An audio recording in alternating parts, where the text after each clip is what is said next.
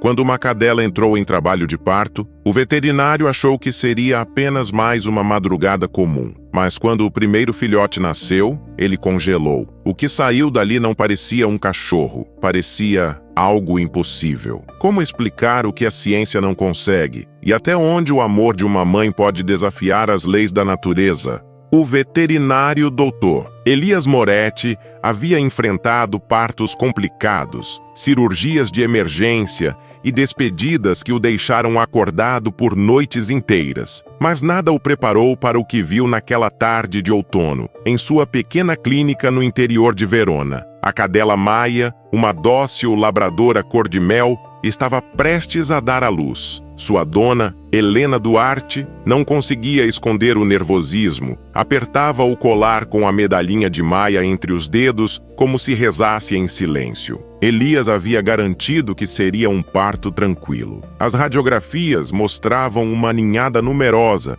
mas saudável. Tudo indicava um dia comum. Até o momento em que o primeiro filhote nasceu e o veterinário congelou. O que viu não fazia sentido. Helena notou o olhar dele. Doutor, o que foi? Elias não respondeu de imediato. Apenas se aproximou, os olhos arregalados, o coração acelerado. Espere, isso não é possível. A sala, antes tomada pelos sons ritmados dos instrumentos e da respiração de Maia, mergulhou num silêncio denso. Lá fora, o vento batia contra as janelas e o relógio marcava o tempo, lento, implacável. Naquela fração de segundo, Elias entendeu que aquele não seria apenas mais um parto. Havia algo profundamente errado, ou incrivelmente extraordinário, acontecendo ali. E foi nesse instante que tudo começou a mudar, não apenas para Maia, mas para todos que testemunhariam o que viria a seguir.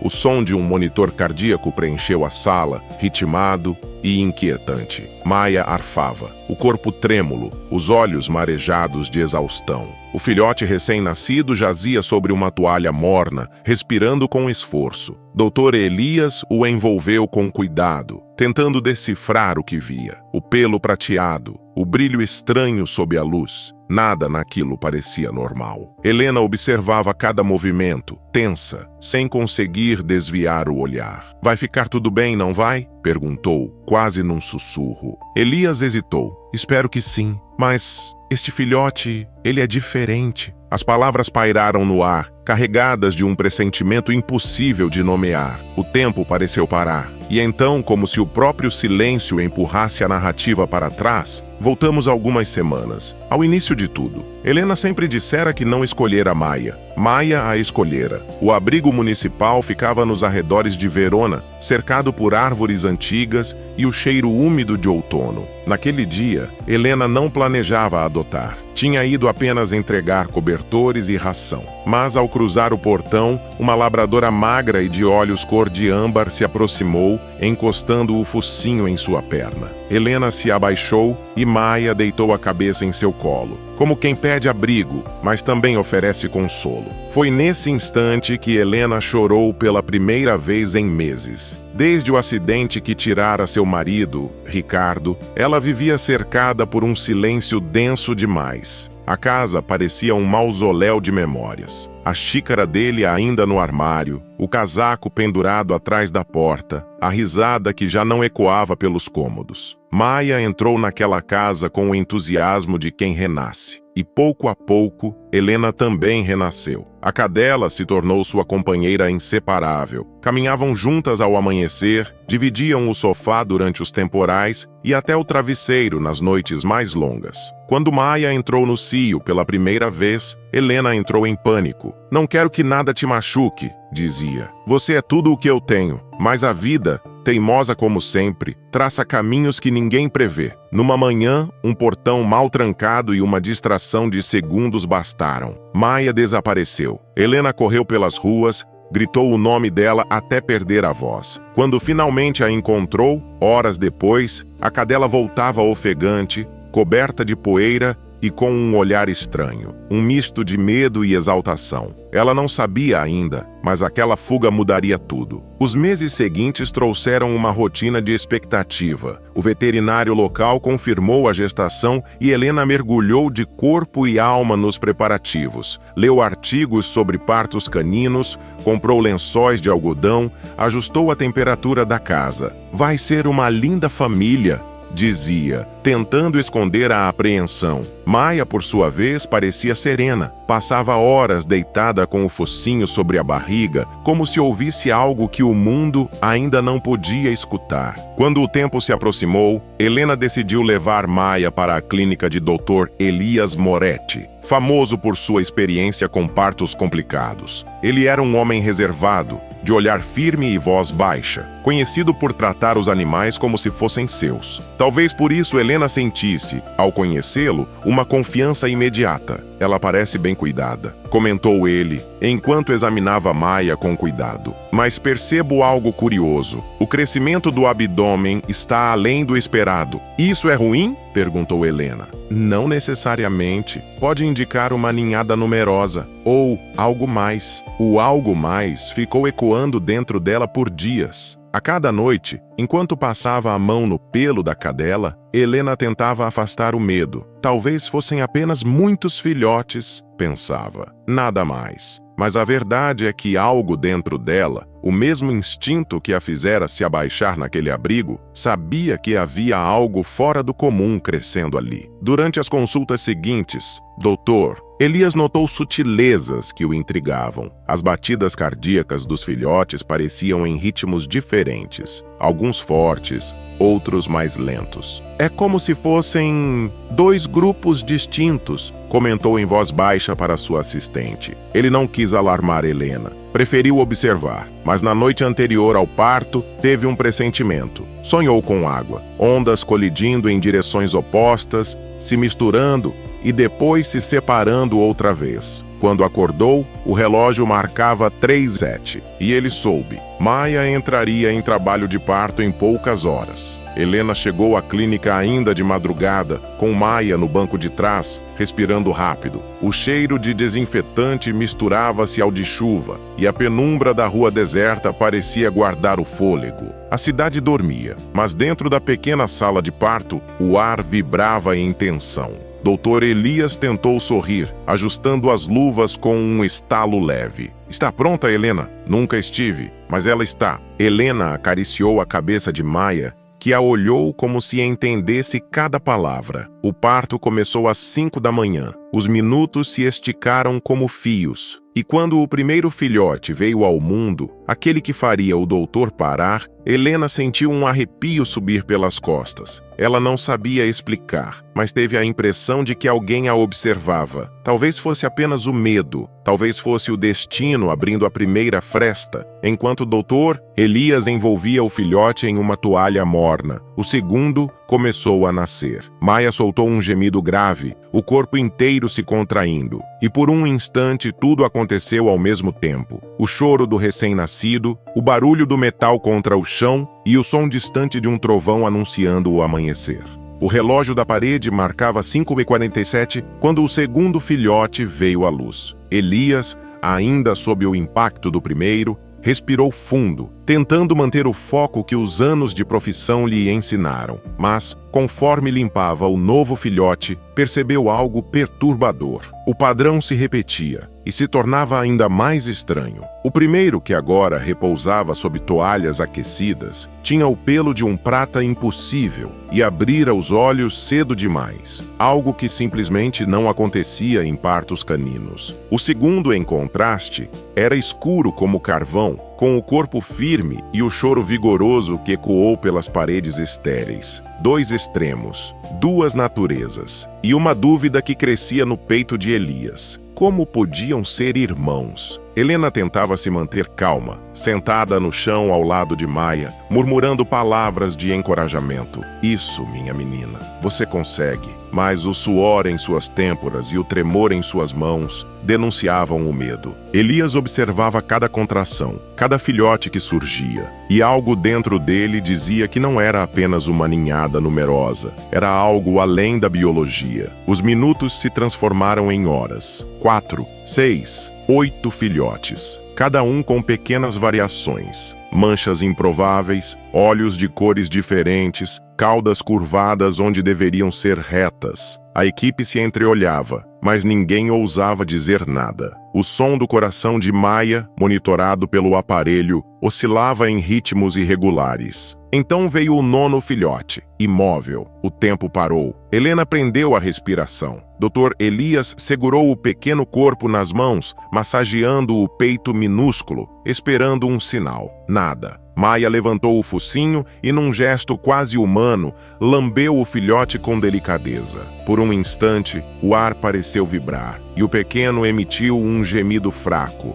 o som mais bonito que alguém poderia ouvir naquela manhã. Helena chorou. Elias fechou os olhos, mas a tensão não passou. Ao contrário, aumentou. O 10º filhote nasceu logo em seguida, e Elias se curvou para examiná-lo. Foi então que notou algo impossível. 2 cordões umbilicais unidos por uma membrana fina e translúcida. Ele arregalou os olhos. Helena murmurou. Acho que temos um caso único aqui. Ela não entendeu. O que quer dizer? Esses 2 nasceram ligados, como gêmeos siameses? Não exatamente. Elias engoliu em seco. Isso é diferente. O silêncio caiu de novo, denso e pesado. Lá fora, a luz do amanhecer atravessava as janelas, tingindo o chão com reflexos dourados. Dentro da sala, o tempo parecia suspenso entre 2 batimentos cardíacos. E então, quando todos acharam que o parto havia terminado, Maia emitiu um som gutural, um aviso. Seu corpo se contraiu mais uma vez, como se algo ainda restasse. Elias se inclinou, pronto para o inesperado. Do ventre da cadela veio um último filhote, pequeno, frágil, coberto por uma fina camada esbranquiçada. Ele o segurou nas mãos e ficou imóvel. Helena o observou,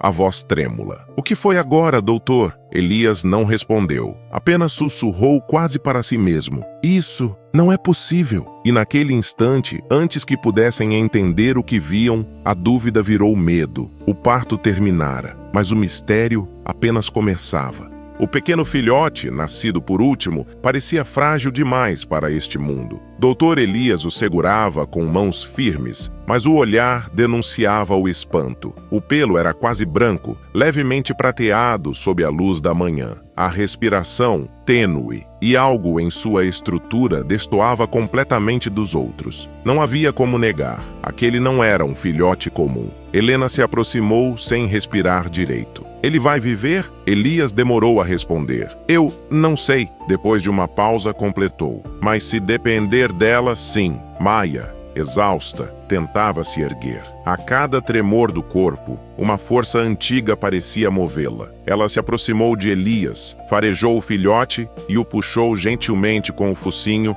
aninhando-o entre os demais. O veterinário se afastou, respeitando aquele gesto primal, ancestral, como se estivesse testemunhando algo que a ciência ainda não tinha palavras para descrever. A sala estava em silêncio, até que o pequeno emitiu um som, um miado fraco, mas ritmado. Helena soltou um soluço e se ajoelhou. "Ele está respirando." Elias, com a voz embargada, apenas assentiu. Sim, ele escolheu viver. Os minutos seguintes foram uma mistura de alívio e perplexidade. 12 filhotes vivos, cada um diferente do outro, como se Maia carregasse dentro de si vários mundos ao mesmo tempo. Ao terminar de limpar a mesa, Elias notou algo que não conseguia ignorar. Entre os registros cardíacos captados durante o parto, havia 2 padrões distintos de batimento fetal, alternando-se em tempos diferentes. 2 ritmos, 2 pais? A ideia parecia absurda, mas algo dentro dele insistia. A resposta estava ali. Nos dias seguintes, Helena e Maia voltaram à clínica para revisões. Os filhotes cresciam, mas 2 deles, os que nasceram ligados por aquela membrana translúcida, chamavam a atenção. Tinham os mesmos olhos, um castanho e outro azul. E mais curioso ainda, moviam-se juntos. Dormiam lado a lado, respiravam no mesmo compasso. Helena ria, chamando-os de luz e sombra, porque pareciam se completar. Mas Dr. Elias, intrigado, decidiu investigar mais a fundo. Coletou amostras de DNA, enviou para análise e esperou, noites seguidas, sem conseguir dormir direito. Quando finalmente o envelope chegou, ele o abriu com as mãos trêmulas. As palavras saltaram da página. Análise confirma: espécimes idênticos de origem monozigótica, gêmeos genéticos, ocorrência raríssima em canídeos. Elias largou o papel, atordoado. Gêmeos idênticos, em cães. Algo praticamente inédito, mas a surpresa não parava ali. As outras amostras mostravam duas linhagens paternas distintas. Em termos simples,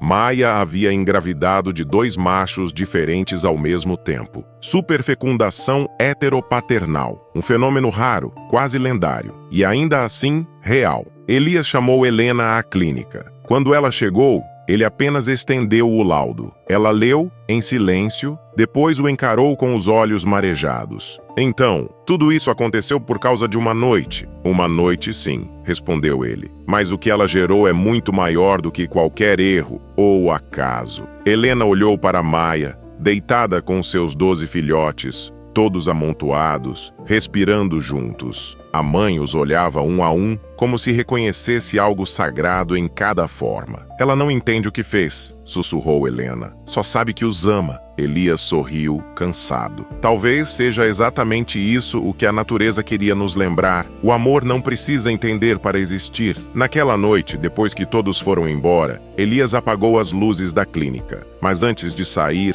voltou à sala de parto. Os ecos ainda estavam ali. O choro, o susto, o milagre. Do lado de fora, a lua refletia nas janelas da clínica. E lá dentro, Maia dormia cercada de vida. 12 corações pulsando. 2 em perfeita sintonia. Um milagre nascido entre o acaso e o amor. Meses se passaram desde o parto. O inverno havia cedido lugar à primavera e o quintal de Helena florescia novamente. O mesmo quintal onde Maia agora descansava ao sol, cercada por seus filhotes, já crescidos e cheios de energia. Helena observava da varanda, uma xícara de chá nas mãos e um sorriso que misturava cansaço e gratidão. Desde aquela noite, nada mais fora igual. Nem a casa, nem ela mesma. Os sons que antes ecoavam apenas na memória, risadas, passos, respiração, haviam retornado em outra forma, em 12 formas, para ser exata. 2 dos filhotes, Luz e Sombra, ainda dormiam juntos, lado a lado, como se compartilhassem o mesmo sonho. Dr. Elias costumava visitá-los sempre que podia, às vezes para exames, outras só para vê-los correr.